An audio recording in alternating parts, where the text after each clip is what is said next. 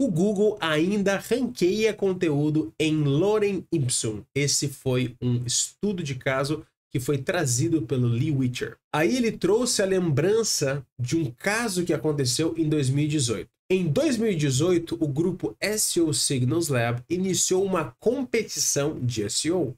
A duração da competição era 30 dias. Cada participante iniciava em um site completamente zerado, ou seja, era um domínio novo que era utilizado especificamente para participar dessa competição, para não ter nenhum tipo de interferência com algum ranking do passado. Todos tinham o mesmo budget, ou seja, foi definido também um teto financeiro de quanto você podia gastar para cada um dos sites. Obviamente, porque se não bastava você investir $100 mil, comprava todo tipo de backlink e você ranqueava qualquer coisa, não é mesmo? Foi definido 30 dias, cada participante tinha um site zerado, todos tinham o mesmo teto para gastar e o termo escolhido foi Rhinoplasty Plano. Seria rinoplastia em Plano. Plano é uma cidade do Texas. Após os 30 dias, o primeiro e o segundo lugar ficaram na segunda página da SERP e o Kyle Roof, que é esse sujeito que aparece aqui na tela, ele ficou em segundo lugar. Então, pensa o seguinte, esse era um termo aonde os melhores esforços de SEO utilizados, depois de 30 dias, só conseguiram alcançar a segunda página da SERP. E o Kyle ficou em segundo lugar, ou seja, alguém ficou na frente do Kyle no final dessa competição. Porém, alguns dias depois que já tinha terminado a competição, foi visto que o Kyle conseguiu ficar em primeiro lugar no orgânico e em primeiro lugar no Maps. Olha que incrível! O grande problema e o que espantou todo mundo foi que o site que ficou em primeiro lugar, tanto no orgânico como no Maps, foi feito inteiramente de Lorem Ipsum. Então, o site inteiro dele foi feito com Lorem Ipsum. Só que, obviamente, ele otimizou os placeholders com os termos e as principais palavras-chave do nicho, obviamente. Então, ele adicionou Rhinoplasty Plano e os demais termos relacionados nos lugares específicos. Porém, todo o resto do conteúdo era latim. Isso intrigou, obviamente, a todo mundo e demonstrou algo óbvio, que é o seguinte: o Google não lê o conteúdo de uma página como um humano lê. Isso que deixou todo mundo intrigado. Porque como é possível uma página que não está nem escrito em inglês, com conteúdo em latim, conseguir ranquear para primeiro lugar no Maps e no orgânico para um termo real da SERP? Outros tipos de falcatruas que ainda ranqueiam no Google. Então, Lee Witcher continua. Lorem Ipsum, como já demonstrado anteriormente, é uma das falcatruas e um dos métodos utilizados. Outra falcatrua bastante utilizada pelo pessoal que trabalha com Single Variable Test é o que chamam de Random Alpha, mas são caracteres completamente de forma randômica, ou seja, não tem nenhum tipo de sentido no contexto do conteúdo. É basicamente para utilizar para teste. Mas a questão é que mesmo o Random Alpha, assim como o Lorem Ipsum, também ranqueiam no Google.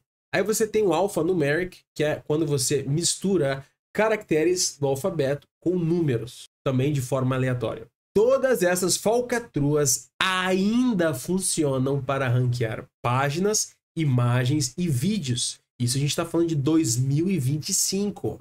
Aí surgem os SEOs com aquelas teorias a respeito de conteúdo, certo? Que todo mundo já ouviu trocentas vezes. Conteúdo bom, ou seja, você precisa ter um conteúdo bom. Se você não tiver um conteúdo bom, você não vai ranquear na SERP. Intenção de busca, porque você precisa saber qual que é a intenção de busca do teu usuário para conseguir otimizar de uma forma específica, porque o Google é inteligente para saber. Detecção de conteúdo de IA. Não, porque agora o Google é inteligente, ele tem parte do algoritmo, um robô que consegue identificar se foi feito por um humano ou se foi feito através de inteligência artificial. Helpful Content Update, ou HCO. Não, porque desde que teve o update de Helpful Content, agora o Google de fato sabe quais que são os conteúdos que não são bons e quais são aqueles que são bons para o usuário, etc e tal. Busca semântica, processamento de linguagem natural, o NLP, e assim por diante. Então nós temos todas essas teorias e várias outras a respeito do tal conteúdo bom e quais são as melhores práticas se você quer ranquear no Google, não é mesmo?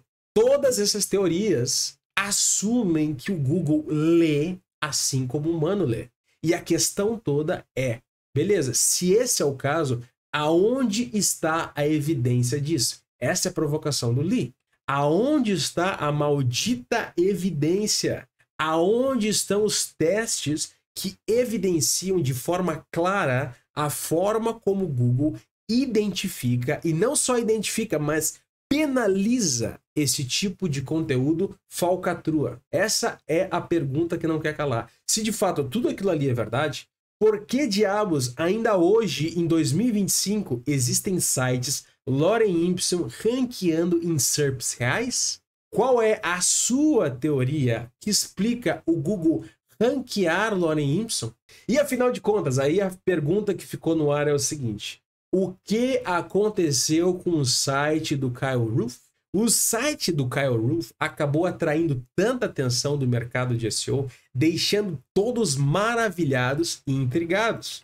E ao contrário do que muitos pensam, o site só sumiu da SERP porque foi manualmente removido.